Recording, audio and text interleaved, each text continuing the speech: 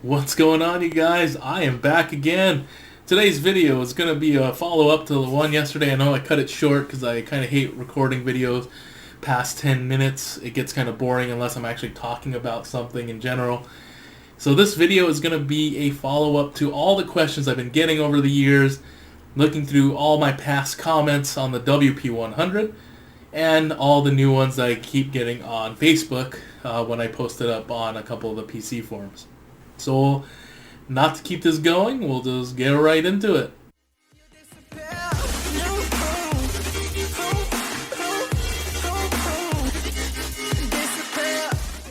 Start off with, for those of you that don't know what it is, this is the Thermaltake Super Tower. It is technically two pieces, but most people refer it to as the WP100 because it's actually the pedestal, P100, W100 is the top piece.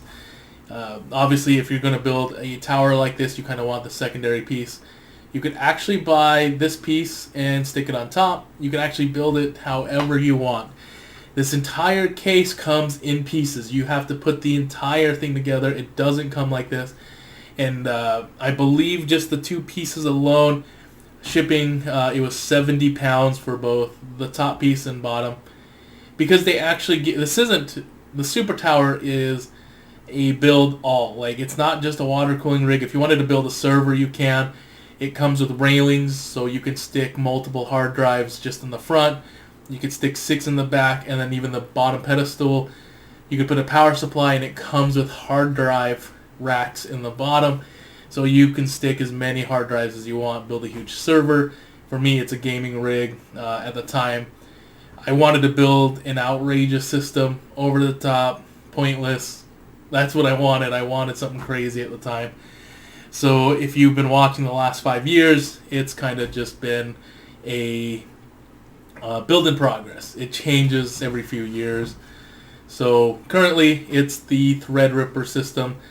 It's second generation, 2950X. So that is the intro to the case. And just if you're wondering, yes, I do know the controversy behind this, and if you weren't looking at cases 5 years ago, this was the case that a lot of people did make the comparison that Case Labs ripped off the design.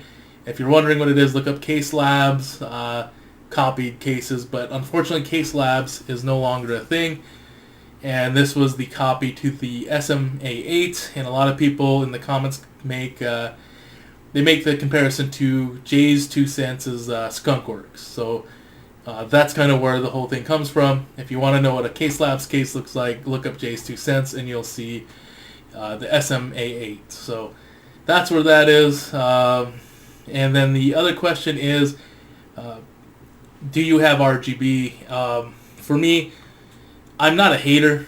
I don't hate RGB. It's just not my thing. For me, RGB...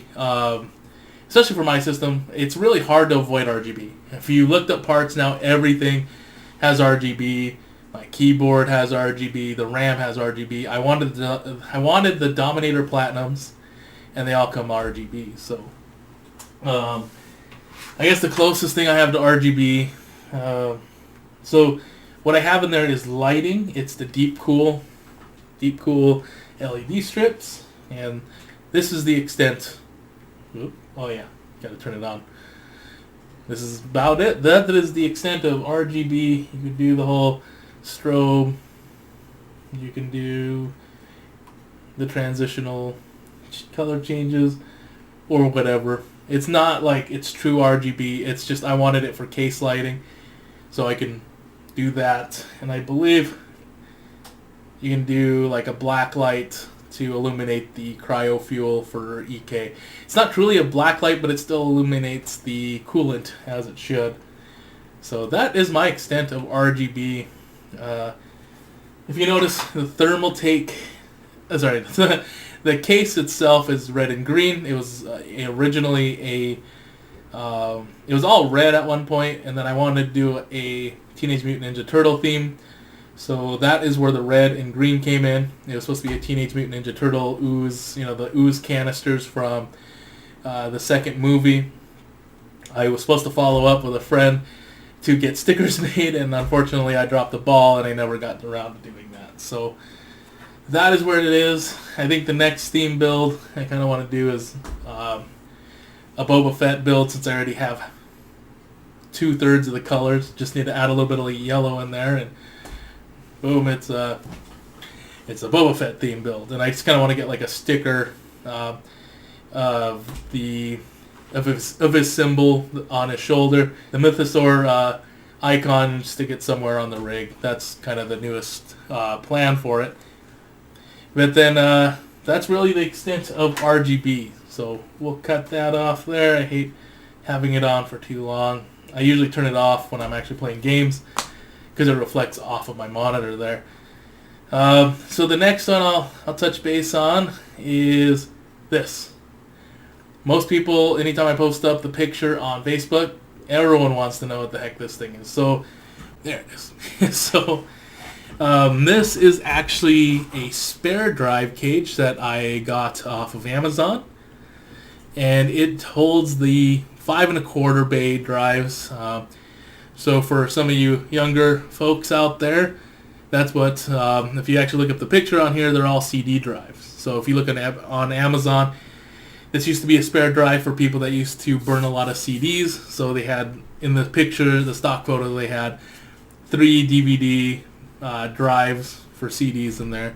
So what I did was I cut off a couple of the feet on the bottom because they had attachment legs, and I just utilized it as to hold the display for the temperature gauges.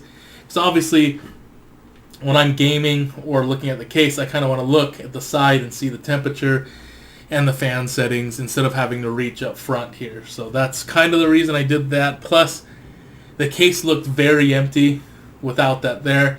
Even when I had two 1080 Ti's, the whole case felt empty. So I had to do something to fill it up. So you got the temperature gauges here.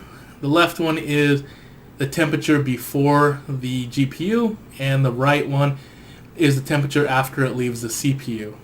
And the bottom here, or the middle piece here, is the Thermaltake Commander Pro RGB fan controller. I think it's the RGB.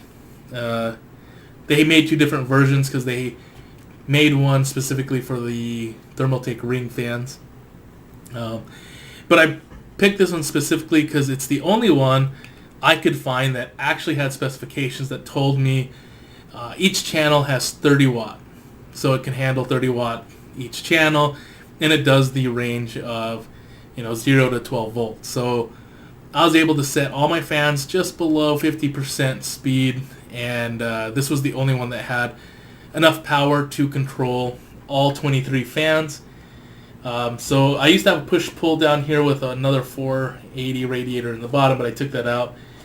So I got the 4 140s, I got the 4 120s in the back to exhaust the air. I got the 360 radiator here with push-pull, 480 up top, push-pull, and then I got the 140 in the back exhausting out. So the only channel that has 3 fans is channel 5. Did find some weird issues with it lately. I don't know if it's because some of the fans are dying. If I turn it below 5.5 volts, it doesn't spin up on its own, so I could actually turn it down to 5.5, but I'd have to spin the fan manually to actually get it going. Because for some odd reason, I don't know if the controller is dying or the fans are dying, but it doesn't have enough voltage to get started. So I leave it about 5 to 6 now, depending on which set of fans aren't spinning. The very bottom is a 6 bay 2 1/4 hot swappable drive bay. I use them for all 1 terabyte SSDs, but after I switched to the AMD Threadripper system, I went all NVMe M.2 drives, because that is the best part about Threadripper, is you don't have to sacrifice PCIe lanes. You can occupy every slot and you're not robbing performance from your GPU. So I used to have the X99 system. I used to have SLI.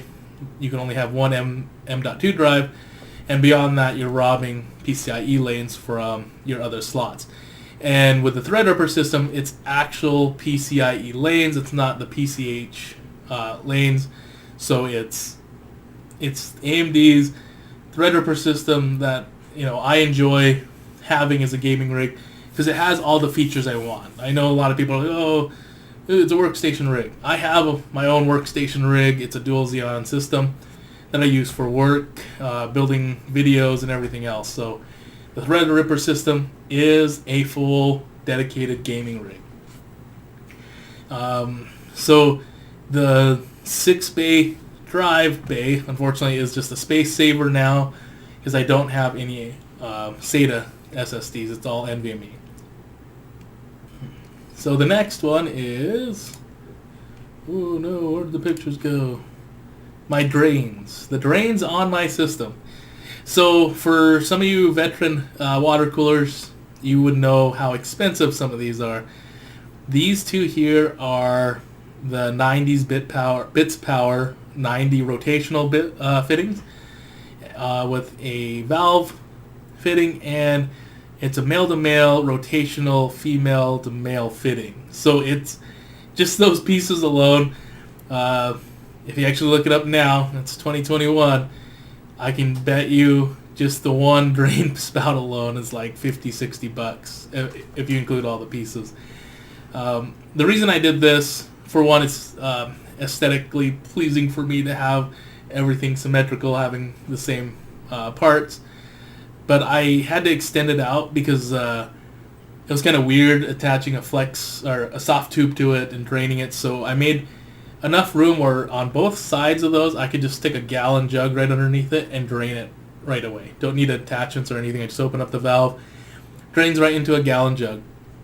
So the other part to the drain system on my rig is the very bottom pedestal. So you can see my 560 radiator here, and this is where my 480 used to be.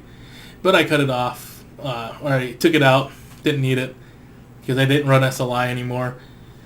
So what I did was I put a T-fitting with rotational XSPC male to female fittings there. Or is it male to male? I can't remember, but it's rotational. So when I want to drain from the bottom, I just rotate it out, hook up a flex tube to it, and drain the rest of the system from the bottom. And then the last item I want to talk about, I know I'm going to get a lot of slack, a lot of shit for this one, is my 43-inch Acer monitor. It is a monitor. It's not a TV. I get that all the time. Oh, why are you gaming on a TV? Monitors are better. It's a monitor. It's the lower end 4K 43-inch 4K monitor from Acer. And if you look at my stupid review on Amazon, it's a few years old now. I thought it was the greatest thing. It really was. It was kind of cool. I had two 1080 Ti's. SLI was great for the two games that actually supported it at the time. But honestly, now I realized how terrible it is. My 1080 Ti is showing its age. It hardly runs some of the newer titles anyway. And then when I drop back down to like GTA 5 or games from years ago, I noticed a lot of the screen tearing, and it's not really considered screen burn-in. I can't remember the proper term, but if I leave, like, say, a Google page open, and I switch to a page that's black, I could still see the Google logo in it for a few seconds, and it'll fade away. The other thing, it's a 60 hertz monitor, and it doesn't have anything special like G-Sync or anything, so there's nothing special about it, and I plan to get rid of it. Not get rid of it, I plan to get a new monitor. I kind of want a 1440p ultra-wide, so eventually that monitor's going to go away, and it'll help me. As you can tell, my cable management's terrible right now. I've been switching up the keyboard. It's the G15. I kind of want to go all wireless. Want to get the ultra-wide, and it'll help me get rid of a few of the cables in the back. As you can see here, it's kind of difficult because the case is so high, and I don't want to put the case on the floor. So I need to find a way to hide all my cables, but I wasn't planning on redoing that entire side of the room until I got a new monitor, because it is hanging on the wall, and I want to get rid of the holes, because there's going to be holes in the wall when I take down the mount. So that is the Acer monitor. It's great if you're a casual gamer and you're not worried about screen tearing and everything else. It's an okay monitor. It was on sale for $359 at the time when I bought it. Still not a decent, like, $359 was more than I should have spent on it. But at the time, 4K gaming was cool-ish. But that is unfortunately what I got stuck with for a while until I can get a new GPU, and I kind of want to get an ultra-wide. So stay tuned. You'll see that get upgraded eventually here in the future. And that is really all I want. That's really all the main questions people had about my rig. And I hope those answered most of your questions. If you have any more questions, feel free to leave me a comment down below, and I'll answer them as much as I can. I'm sure I'm going to get crap for it, but yeah, all my EK blocks still have the protective film sticker on it. It's a whole thing about me and a buddy that I'll leave them on to annoy him, and it doesn't really bother me. I like to leave the stickers on them. But that's really about it for this video. I hope you guys enjoyed. I'll catch you guys in the next one.